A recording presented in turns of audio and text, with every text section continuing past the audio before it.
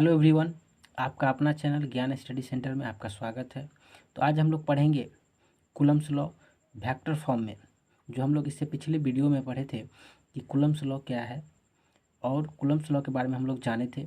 2 point charge के कारण एक सेपरेट डिस्टेंस पर 2 पॉइंट चार्ज को रखे थे। आज उसी 2 पॉइंट सेपरेट चार्ज को 2 पॉइंट चार्ज को एक 3 एक्सिस में रखेंगे, यानी 3 डायमेंशन में रखेंगे तो क्या प्राप्त होता है वेक्टर फॉर्म के रूप में। तो चलिए हम लोग देखते हैं। एक 3 एक्सिस बना लेते हैं हम लोग।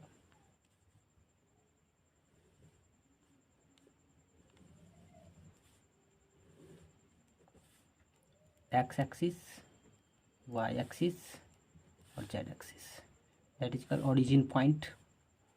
यहाँ पे एक पॉइंट हम मान लेते हैं Q1, यहाँ पे एक Q2 मान लेते हैं, पॉइंट चार्ज है, ठीक है।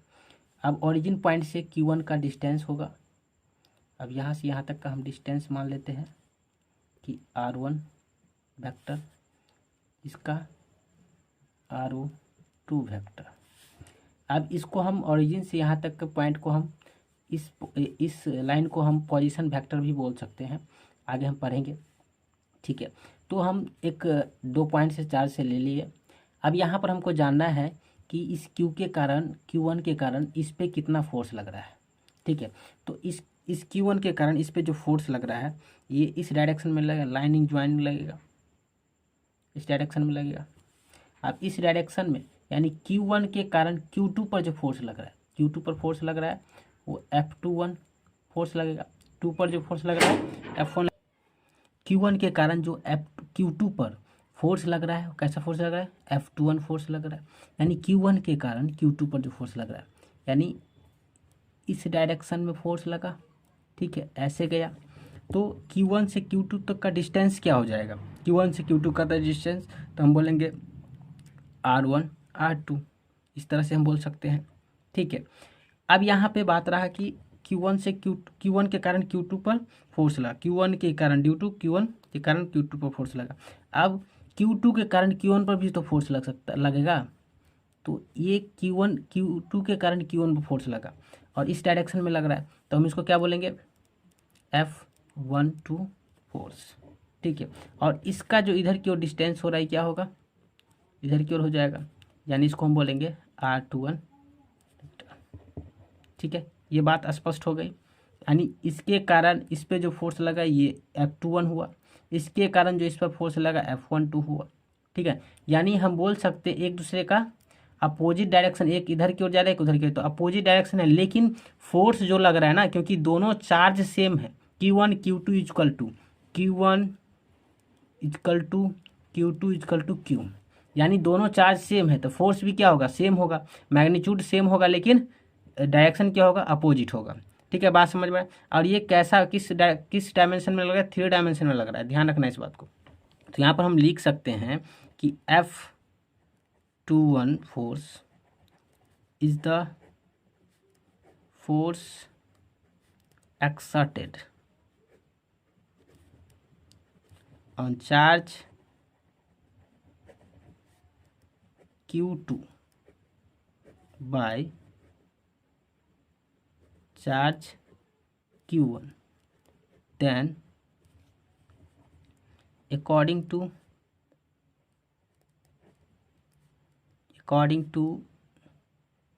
Coulomb's law, okay. यानी F21 के कारण जो 2 पर फोर्स लग रहा है, 1 के कारण जो 2 पर फोर्स लग रहा है, ठीक है, यानी 1 के कारण 2 पर जो फोर्स लग रहा है उसके तब कूलम्ब्स लॉ के अनुसार यानी F21 the vector 1/4 Q1 Q2 बट्टा में क्या हो जाएगा। अब यहाँ पर देखो F21 इसका हम बोल रहे हैं, तो इसका डिस्टेंस क्या हो जाएगा यहाँ से यहाँ तक का, R12 का स्क्वायर। अब यहाँ पर जैसे ही वेक्टर फॉर्म का बात करें ना, तो यहाँ पर एक यूनिट वेक्टर आ जाएगा, क्या आ जाएगा, यूनिट वेक्टर। ये R12 है तो यहाँ पर भी लिख सकते हैं R12 का यूनिट वेक्टर, इस क्वेश्चन फर्स्ट इसको हम बोल देंगे, ठीक है। अब इसका हम फोर्स निकाले तो इसका भी फोर्स निकालेंगे, नहीं इसका फोर्स क्या हो जाएगा, 1/4 ε0 Q1 Q2। इसको भी पहले लिख सकते हो आप, जिसको लिखना चाहे पहले लिख सकते हो, कोई दिक्कत नहीं। यहाँ पर आप पहले किसी को भी लिख सकते हैं, इसको भी लिख सकते हैं, इसको भी लिख सकते हैं, ठीक है। दैट इज कल डिस्टेंस इज कल to R21 square into unit vector, that is कल to unit vector 21 unit vector, equation 2, ठीक है। तो अब यहाँ पर देखिए अलग अलग फोर्स निकल गया अपोजिट डायरेक्शन में। अब यहाँ पर हम अगर बात करेंगे कि ये डिस्टेंस और ये डिस्टेंस इधर की ओर जा रहा है, एक दूसरे का क्या हो रहा है, अपोजिट में जा रहा है। अपोजिट में जा रहा है तो हम इसको क्या बोलेंगे, अपोजिट में जा रहा है तो इसका फोर्स क्या लग रहा है, अपोजिट में फोर्स लग रहा है। अपोजिट में फोर्स लग रहा है तो इसका डिस्टेंस भी अपोजिट में हो रहा है, that is equal to R21 vector minus R12 vector, equation 3 हम बोल दें इसको, ठीक है। ये बात समझ में आ रही है आपको। अब हम लोग क्या करते हैं कि 3 इक्वेशन को 1 में पुट कर देते हैं। तो हम लोग 1 क्या देखें, 1 का हम लोग क्या देखें, तो putting the value 3 in two या first 2 that is equal 2, okay. तो F12 1/4 पाई ε0 Q1 Q2 R12 का स्क्वायर। आप देखो यहाँ पर मैंने क्या किया, यहाँ पर ये 2 इक्वेशन था, 2 इक्वेशन में हम लोग क्या किए, पुट कर दिए हैं। इक्वेशन 2 में हम लोग पुट किए हैं, इक्वेशन 2 में 3 का इक्वेशन पुट कर दिए, यानी इसके जगह पे हम लोग इसको डाल दिए हैं, ठीक है। तो ये पहले था तो हम इसको डाल दिए, आप नोट किए होंगे। तो यहाँ पर अब क्या हो जाएगा, यूनिट वेक्टर क्या हो जाएगा, यानी इस जगह पे इसका हम अगर बात करेंगे कि 1 2 के जगह पर क्या हो जाएगा यहाँ पे इस प्रकार से, तो हम इसको बोल देंगे यहाँ पर माइनस R12, ठीक है। यहाँ पर क्या आ जाएगा, यूनिट वेक्टर। समझ में आ रही है बात, यानी इसको हम पुट कर दिए हैं, ये 2 1 के जगह पे हम लोग क्या कर दिए, 1 2 को पुट कर दिए हैं, ठीक है। अब यहाँ पर हम लोग चलते हैं तो क्या हो जाएगा, फोर्स 1 2। अब देखिए ये आपको दिख रहा होगा कि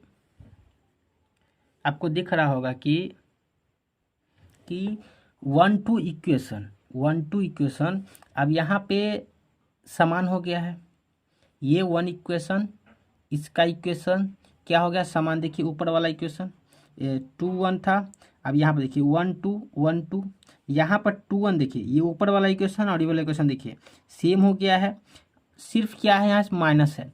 तो हम ये ऊपर वाला इक्वेशन को हम क्या लिख सकते हैं, ऊपर वाला इक्वेशन को क्या लिख सकते हैं, इक्वल टू F21, ये माइनस है तो माइनस में, और ये F21 ये वाला इक्वेशन, ये वाला तो है ही, तो यहाँ पर क्या लिख जाएगा F21, ठीक है। ये समझ में आ रही है बात।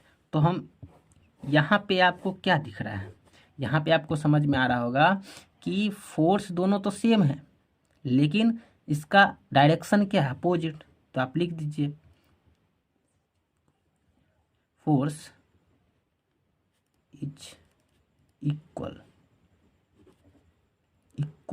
मैग्नीट्यूड, जबकि while opposite force opposite direction, that is called opposite force opposite direction, okay. यहाँ पर ये समझ में आया। आप चाहे तो इतना तक भी आप लिख सकते हैं, ठीक है। अब इसी को हम चाहे तो एक्सटेंड कर सकते हैं, इससे आगे वेक्टर फॉर्म को एक्सटेंड कर सकते हैं। तो कैसे हम एक्सटेंड करेंगे, तो हम लोग देखते हैं आगे। एक्सटेंडेड वेक्टर फॉर्म,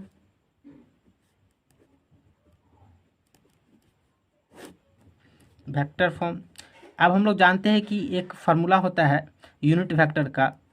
तो इस पे अगर हमको निकालना हो, जैसे मान लीजिए कि अगर हम बात कर रहे हैं कि ये निकालना हो, जैसे इधर फोर्स इसके कारण जो लगा था तो इसको हम लिख लेते हैं F21, और इसके कारण जो इस पर फोर्स लगा था ये F12, ठीक है। अब इसके कारण लगा था तो इस डायरेक्शन में जाएगा, तो यहाँ क्या लिखेंगे R12, और इसके कारण लगा था तो इस डायरेक्शन में जाएगा तो R21, ठीक है। तो आप ध्यान से देखना है आप लोगों को कि एक बार इसको निकालने के लिए हमको क्या करना पड़ेगा, इसको निकालने के लिए इधर की ओर जाना पड़ेगा ऐसे, ठीक है। ऐसे जाएंगे यानी ऐसे लिखेंगे, क्या लिखेंगे, यहाँ पे आपको दिख रहा होगा कि ये 1 2 रेडियस दिख रहा है, तो यहाँ पर हो जाएगा कि इसको निकालने के लिए हमको लिखना पड़ेगा। अब इसका एक फार्मूला होता है R12 vector, unit vector, that is called unit vector बट्टा मैग्नीट्यूड R12, ठीक है। अब इस डायग्राम से हम लोग लिखेंगे कि फ्रॉम डायग्राम,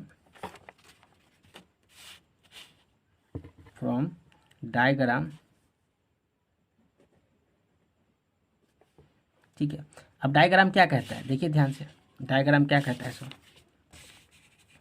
डायग्राम क्या कहता है कि ये एक ऐसे जाता है, ये ऐसे जाता है, पहला ये ऐसे जा रहा है, और फिर ये ऐसे जा रहा है, और फिर ये ऐसे जा रहा है। तो ट्रायंगल एंगल में क्या हम पढ़ते हैं कि रिजल्टेंट ये होगा, यानी टेल से और हेड से मिलेगा तो रिजल्टेंट ये होगा। तो रिजल्टेंट क्या आ रहा है यहाँ पर R2, लेकिन हमको निकालना क्या है R12 निकालना है, ये R12 निकालना है, ठीक है। तो R12 निकालने के लिए क्या करना पड़ेगा, तो ये R1 प्लस R12 माइनस ये R2, ठीक है। तो यहाँ पर वही लिखेंगे हम लोग, ठीक है। क्या लिखने वाले हैं कि R1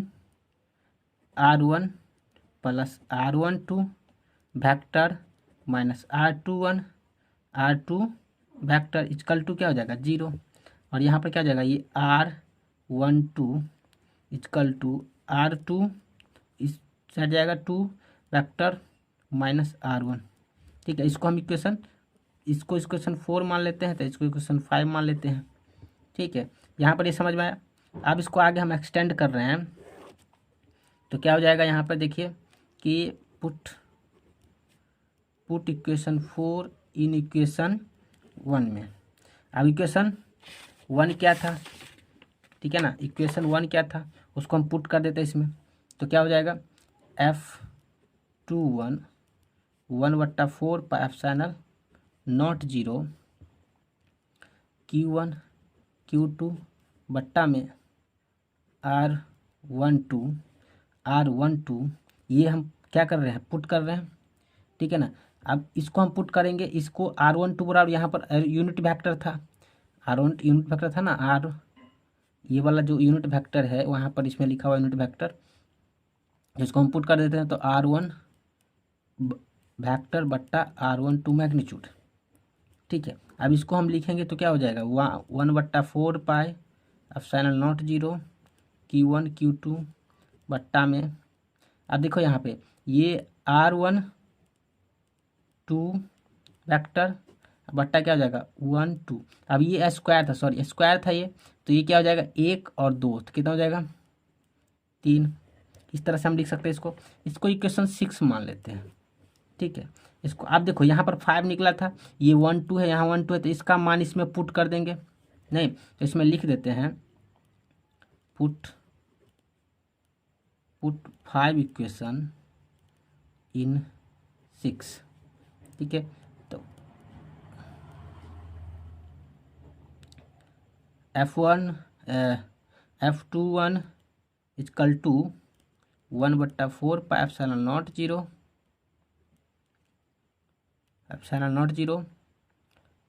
Q1 Q2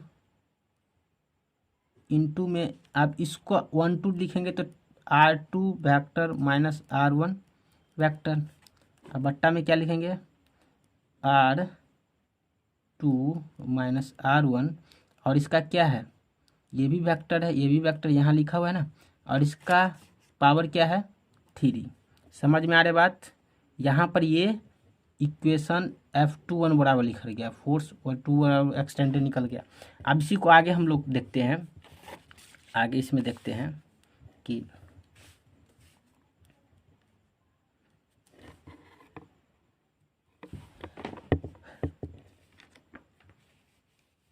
आप इसी तरह सिमिलर जैसे हम निकाले थे तो यहाँ पर लिखते हैं सिमिलरली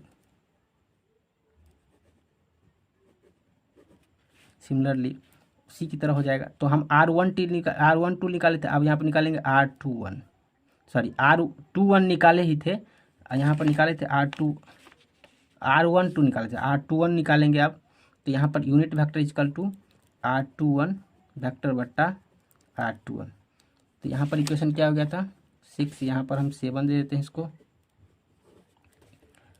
अब लिखते हैं इसको डायग्राम, फिर डायग्राम से फ्रॉम डायग्राम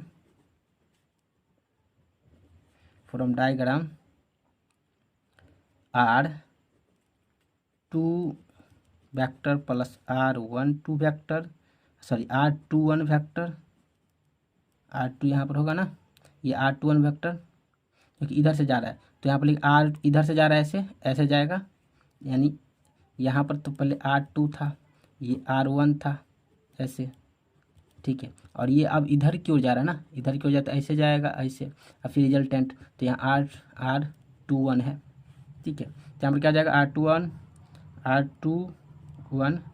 और यहाँ पर क्या जाएगा minus R1 vector equal to 0। अब देखो यहाँ पे कि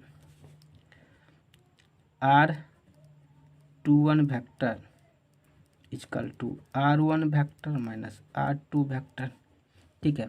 इसको इक्वेशन क्या मान ले 8 मान लेते हैं, ठीक है। अब यहाँ पर ये समझ में आ गया। अब देखो यहाँ, अब यहाँ क्या करना है, पुट कर देना है, पुट इक्वेशन 7 इन 2 में 7 को क्या कर देना है, पुट कर देना है। तो क्या हो जाएगा F12 equal to 1/4 pi epsilon naught 0 Q1 Q2 R21 square into R21 vector बट्टा R21। अब यहाँ पर F12 equal to 1/4 pi epsilon naught 0 Q1 Q2 बट्टा R पावर, क्योंकि 2 और 1 3 हो जाएगा, R21। इस प्रकार से हम लोग इसको लिख देंगे। अब यहाँ पर अगर देखा जाए तो हम लोग लिखेंगे, अब इसको इक्वेशन हम लोग 9 मान लेते हैं, तब पुट 8 इन 9।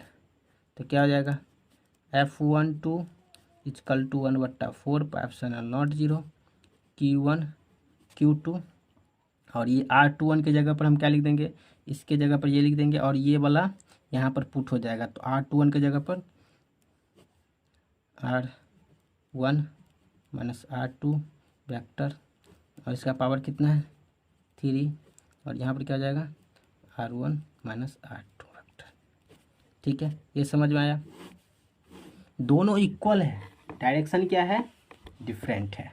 समझ में आया, क्लियर हो गया। कैसा लगा ये वीडियो आप लोग कमेंट सेक्शन में ज़रूर लिखिएगा। Thank you so much.